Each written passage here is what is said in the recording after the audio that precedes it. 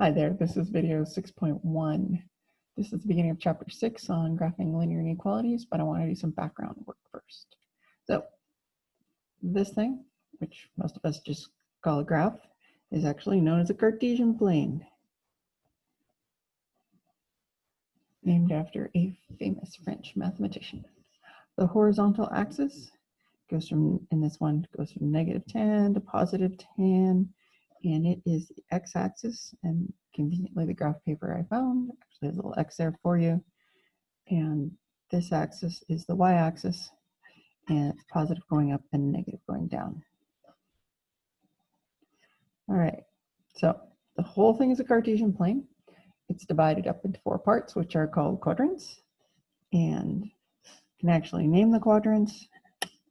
Oopsies, got a little excited about doing math. Or possibly I just have really cheap lead in my pencil right now.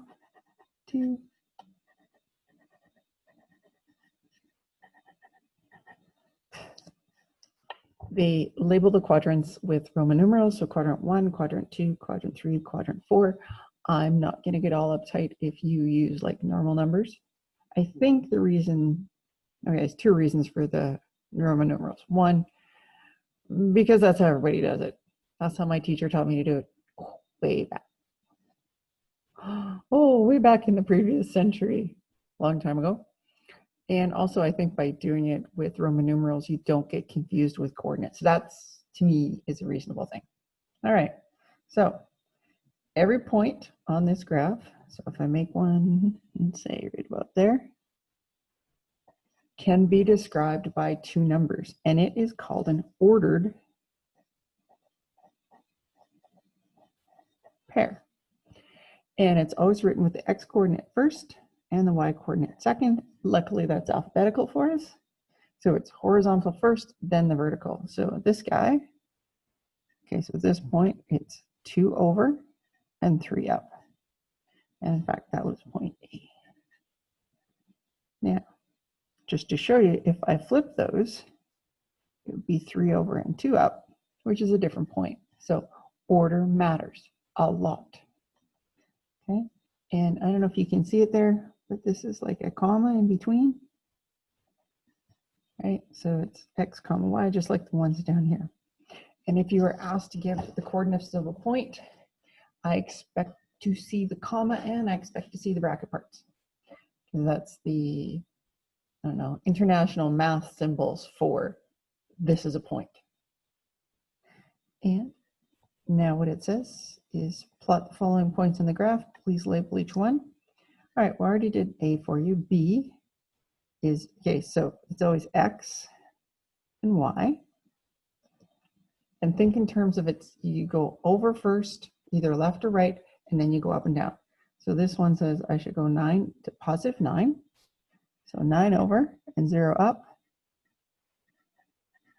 There should be part B. Okay, so how about you turn off the video right now and plot the rest of those points. I'm sure you can do it. This is just a review. Right, I'm gonna trust you did that. C -3 and -7. There's C. D is, I don't know why this always messes up people. 0 over and 2 up.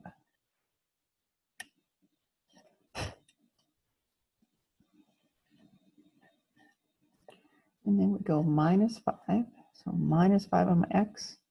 And then I go 8 up.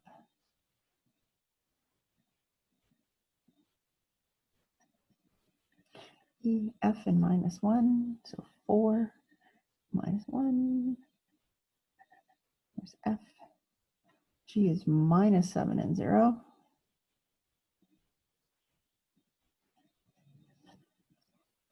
Now we want 0 and -2. So that's H. And I is 0, 0. Hey, what is the other name for 0, 0? Aha, you're exactly right, I'm hoping.